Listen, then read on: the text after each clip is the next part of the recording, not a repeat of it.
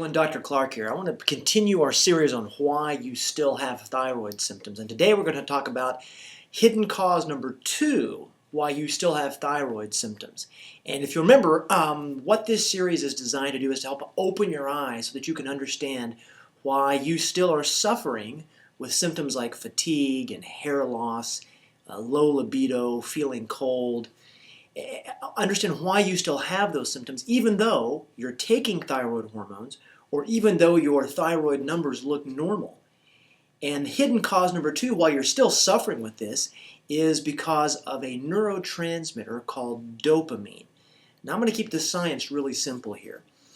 And what happens is this, your pituitary, which is a very small gland in your brain, it makes something called thyroid stimulating hormone.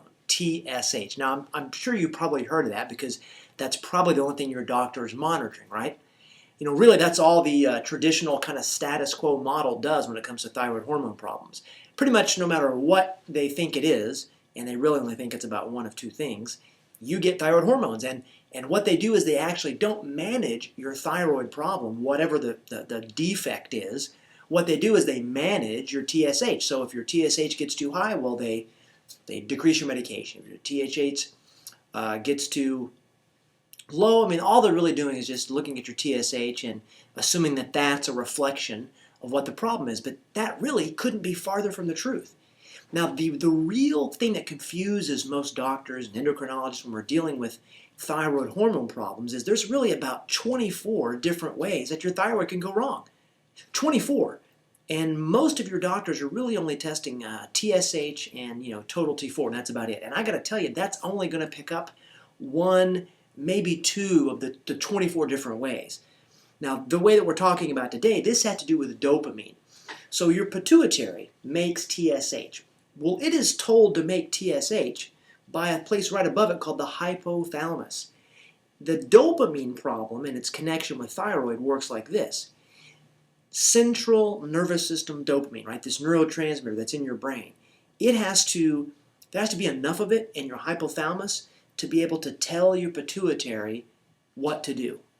It's the same thing with hidden cause number 1, serotonin. Well, here's the same thing with dopamine. If there's not enough dopamine or dopamine activity in your brain, then your pituitary doesn't know how to make TSH. Now, the TSH number on your labs, they'll be within the normal lab range, but they won't be within what we call the functional range.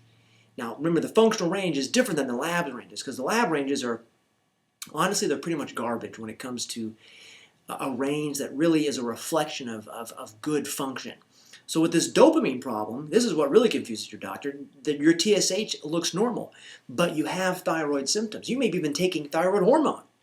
Now, what the clue is that you've got this dopamine problem is that you also have, along with the fatigue and the libido problems and the depression and the constipation and the can't lose weight, along with those thyroid symptoms, you have dopamine symptoms. Now, the classic dopamine symptoms are things like feelings of worthlessness, anger when under stress, feelings of hopelessness. Those are very classical dopamine deficiency symptoms. Here's a couple more.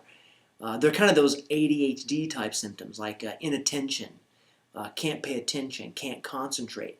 So if you're suffering with those dopamine symptoms and you're suffering with those thyroid symptoms, but your TSH looks normal and you're taking thyroid hormone, then there's a really good chance that this is why you still have a thyroid problem.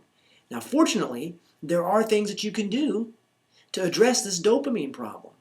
And, blood sugar is probably the biggest thing to look at because dopamine is greatly impacted by blood sugar. Now, one thing I don't want you to fall prey to, I don't want you to fall victim to, is the idea that you can test central nervous system neurotransmitter levels with like urine testing.